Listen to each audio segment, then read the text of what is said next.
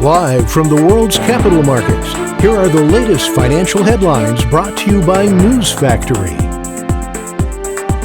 Hello and welcome to Monday's Daily Financial Review. Here's what's making the headlines in the markets today. The last session saw the dollar fall 0.5% against the yen. The stochastic RSI is giving a negative signal. The Bitcoin dipped a slight 0.1% against the dollar in the last session.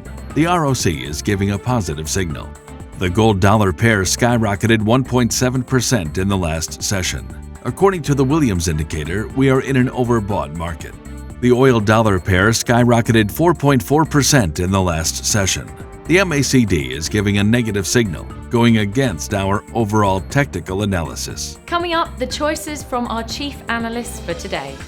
Oil futures ended higher, pushing to another round of 7-year highs after the White House warned that a Russian invasion of Ukraine was potentially imminent. Britain suffered a smaller economic hit than feared in December as COVID-19 cases mounted, capping a historic 2-year collapse and rebound for the world's 5th biggest economy. The dollar index, a gauge of the greenback's value against 6 major currencies, jumped 0.5% as currency markets accounted for the macro inflation outlook and started to position into commodity currencies. Those were today's major economic events. And now, moving on to world financial headlines. The U.S. 3-month bill auction will be released at 16:30 GMT. The U.S. 6-month bill auction at 16:30 GMT.